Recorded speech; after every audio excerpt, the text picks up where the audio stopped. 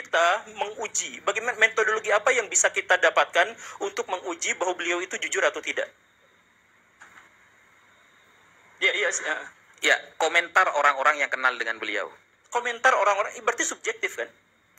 Begini, Pak Gembul, kalau ilmiah itu harus semuanya dengan indrawi kapasitas Ya kita memang semua. itulah ilmiah.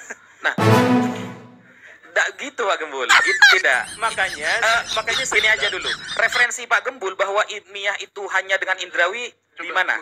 bukan ilmiah itu bukan hanya dengan indrawi. Ilmiah itu hal pertama yang diuji adalah yang bisa terbukti secara indrawi.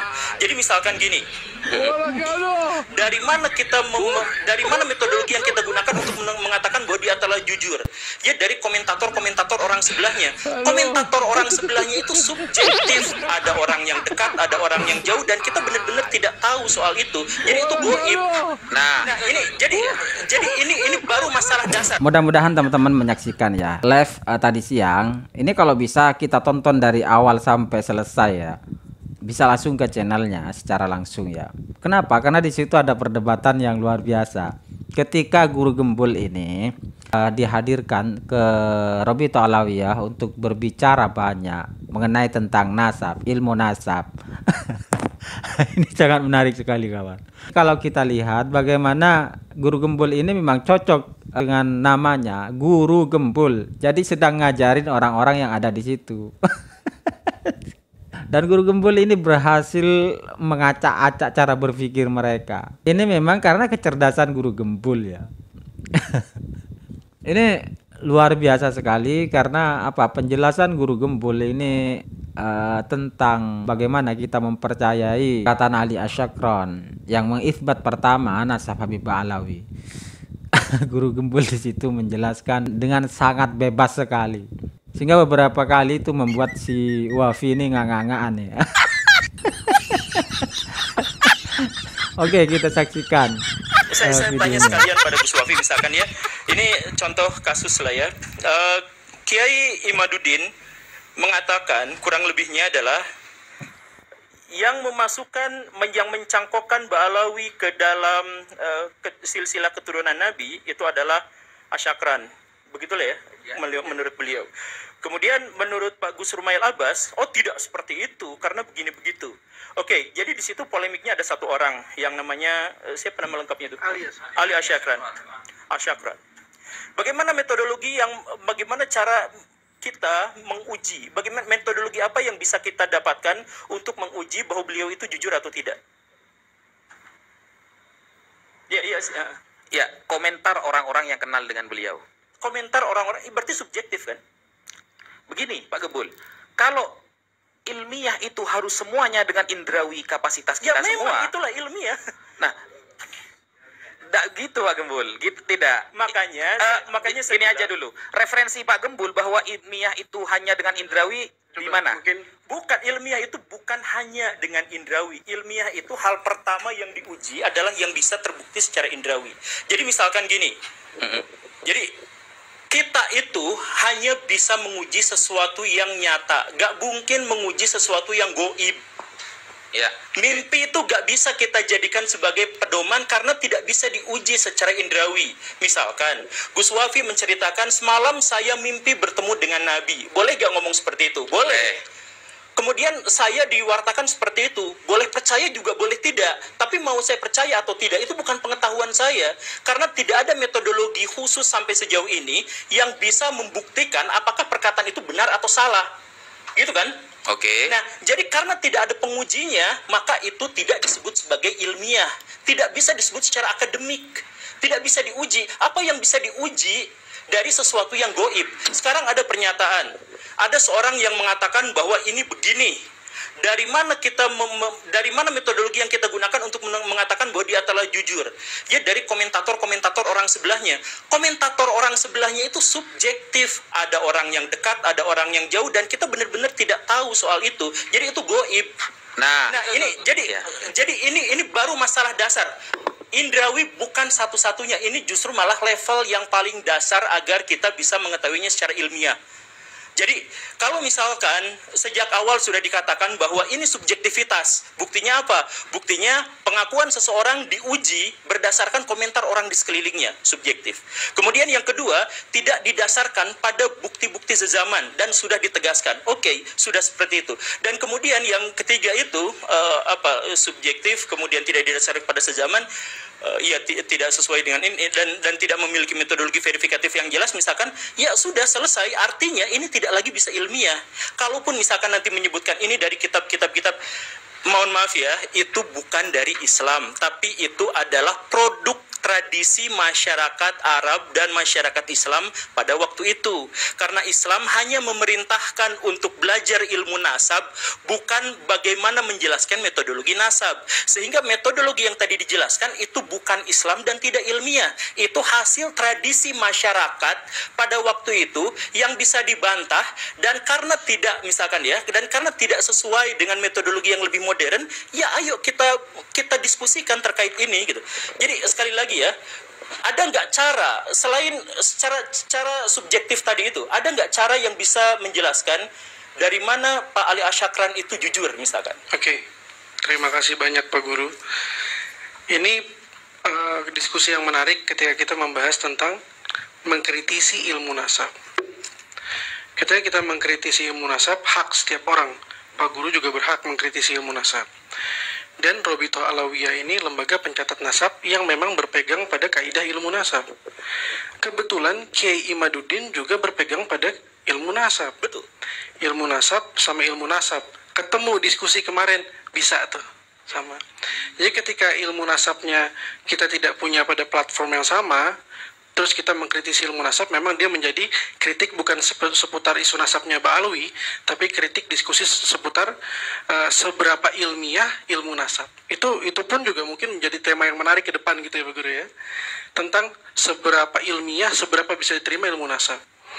Ilmu nasab ini seperti yang disampaikan oleh Gus Wafi, yang dipandang oleh Pak Guru sebagai ilmu yang mungkin tidak ilmiah, adalah metode yang digunakan secara generasi bergenerasi.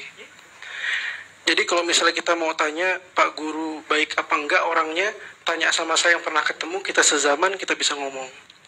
Ketika kita mau tahu tentang si sumber Ali Asyakran misalnya, baik atau enggak, kita nggak bisa tanya sama orang yang hidup di zaman itu, mau nggak mau baca tulisan. Mau nggak mau baca siapa yang pernah mengutip tentang beliau, itu mau nggak mau. Karena sumbernya itu. Apakah bisa memastikan? Ya nggak bisa. Bahkan saya ditanya tentang Pak Guru, baik nggak Pak Guru orangnya? Saya jawab baik. Saya pun juga bukan berarti menjadi orang yang bisa memastikan bahwa Pak Guru baik. Nggak begitu. Poin lain adalah, kalau misalnya kita berstatement dalam setiap ilmu manapun, bahkan DNA, misalnya seperti Pak Guru berstatement, jadi di dunia Arab itu mengisbat nasab tuh harus tes DNA gitu. Nah itu juga harus kita telaah gitu. Apakah betul di dunia Arab itu, di luar kalau dia tes DNA baru diisbat? Kami survei nggak ketemu satupun nakobah yang mengisbat lewat tes DNA. Satupun orang yang hasil tes DNA akhirnya dia ketemu nih tiba-tiba jadi keturunan Rasulullah, nggak ada sampai sekarang. Diisbat sama nakobah manapun nggak ada. Artinya setiap statement itu normal, bisa salah, bisa benar. Perspektif kita bisa salah, bisa benar, iya. Dari perspektif ilmu-ilmu DNA misalnya. Terus poin lain misalnya, kalau misalnya kita lihat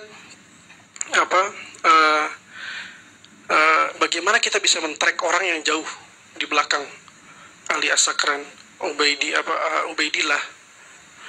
Bagaimana kita bisa men-track ilmu apa yang bisa digunakan? Ada filologi, ada arkeologi yang bisa juga berperan di sana. Nah, ada filolog misalnya menyampaikan berdasarkan ilmu filologi, Ubaidillah bin Ahmad ini tokoh fiktif. Berdasarkan filologi, Ubaidillah ini tokoh fiktif. Itu sebuah kesimpulan hasil dari penelitian.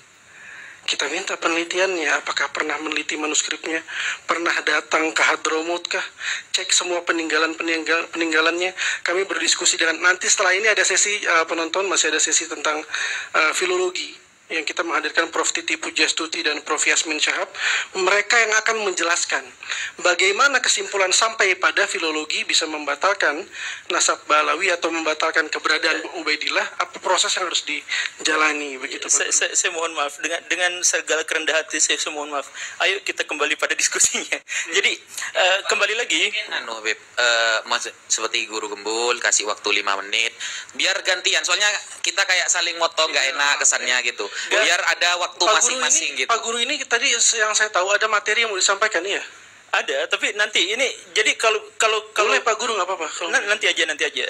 Cuman Ya, soalnya kalau nggak ada timernya, saya belum selesai menjelaskan, Pak Guru ada yang ingin cuman disampaikan. maksudnya gini, ini saya Ya. sampaikan kepada semua yang ada di sini gitu ya. Jadi gini, ilmu nasab sudah disampaikan tadi ya, bahwa itu adalah ilmu tradisi, itu buatan manusia dan disampaikan dari generasi ke generasi sebagai kaidah. Oke? Itu yang pertama. Jadi lepaskan itu dari Islam karena itu tidak ada dalam Quran dan Sunnah. Quran dan Sunnah hanya memerintahkan kita untuk mempelajari nasab tetapi tidak menjelaskan bagaimana metodologinya. Metodologinya dibuat oleh manusia. Karena itu, maka dia sangat boleh dikritik dan wajib mengikuti perkembangan zaman. Nah, seiring dengan perkembangan zaman, maka orang-orang sekarang memiliki metodologi ilmiah dalam hal historiografi itu diambilnya dari mana? Pertama kalinya siapa? Imam Bukhari dan Imam Muslim. Ketika mereka melakukan kritik hadis, itu menjadi metodologi paling standar di masa lampau dan dikembangkan sampai saat ini untuk bisa mengetahui bagaimana sejarah di masa lampau itu terjadi. Jadi kalau misalkan kita mengkritik ilmu nasab, itu tidak apa-apa. Karena apa? Ilmu nasab adalah tradisi masyarakat masa lampau ketika mereka belum tahu metodologi yang lebih meyakinkan. Nah, sekarang ada banyak metodologi yang lebih meyakinkan. Jadi maksudnya, makanya saya bilang sejak awal saya tidak sesuai sependapat dengan Kiai Imad. Karena apa? Karena sama-sama menggunakan ilmu nasab. Padahal ini janjinya adalah diskusi ilmiah.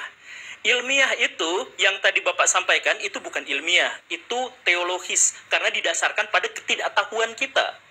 Kan didasarkan pada ketidaktahuan kan? Saya tidak tahu gitu. Misalkan tadi Bapak bertanya kepada saya, bagaimana caranya untuk mengetahui saya baik dan buruk? Ya, tidak tahu. Ya, memang tidak tahu. Yang mengetahuinya itu apa? Kita lepas dari hal-hal yang goib. Ilmiah itu gak peduli sama hal-hal yang goib. Kita fokus pada saya diketahui baik dan buruknya itu dari mana? Dari rekening saya ditransfer kemana? Apakah ke yatim piatu ataukah ke tempat dugem? Misalkan dari jejak-jejak yang bisa kita uji secara empiris. Bukan, wah saya baik, murah senyum, bukan seperti itu. Itu ya karakter saya, apakah saya menyumbang ini adalah ikhlas atau tidak, itu tidak di luar kaidah ilmiah. Kaidah ilmiah itu adalah yang mungkin bisa kita uji secara indrawi, level terdasarnya. Cuma bertanya dulu. Oh, belum selesai. Oh ya nggak apa-apa, sok aja. Iya, mau bertanya Pak Anu. Coba ilmiahkan kepada saya bagaimana Pak Gembul tahu bahwa selama ini Pak Gembul sholat Rasulullah benar-benar seperti itu prakteknya. Saya menemukan catatan dalam Bukhari dan Muslim. Oke. Anda tahu ilmu hadis dalam pencatatan Bukhari Muslim? Tidak. Tidak. Tidak. Nah, itulah. Karena di dalam pencatatan hadis Pak Gembul ya sangat erat harus dalam penulisan hadis, bahkan Imam Bukhari Muslim itu sangat ketat. Jadi yang dipandang pertama dalam ilmu hadis adalah kredibilitas orang yang meriwayatkan, Pak Guru. Bukan tentang catatan dulu. Kalau kita seumpamanya kita bertanya gini, mana catatan tulisan asli Imam Bukhari di zaman Imam Bukhari sekarang? Karena tidak bisa ditunjukkan, berarti Imam Bukhari lepas, tidak pernah ngarang kitab hadis. Gak bisa seperti itu, Pak Guru. Ya bisa, jadi gini. Mungkin itu dulu ya pertanyaan saya. Coba ilmiahkan kepada saya bahwa Pak Guru selama ini sholat benar-benar seperti itu Rasulullah sholat. Saya jawab ya. Ya, ilmiahkan kepada saya. Saya coba. tidak sholat dengan gaya ilmiah. Gimana? Karena itu kepercayaan. Saya bilang kepercayaan dengan ilmu itu terpisah secara epistemologis. Jadi kalau saya percaya pada Tuhan, saya gak akan mencari-cari Tuhan. Ketika saya sholat, saya gak akan mencari-cari tentang studi ilmiah, apakah sholat begini begitu. Itu didasarkan kepada kepercayaan saya kepada Imam Bukhari. Jadi itu adalah ranah kepercayaan. Nah, karena ini studinya adalah ilmiah, maka kita harus uji secara ilmiah. Gitu kan? Pak Guru nggak salah. Iya, jadi beliau memiliki metode sendiri. Iya. Bukan metodologi sendiri. Ini silahkan cek manapun atau googling lah sekarang ya, googling yang dimaksud dengan metode ilmiah.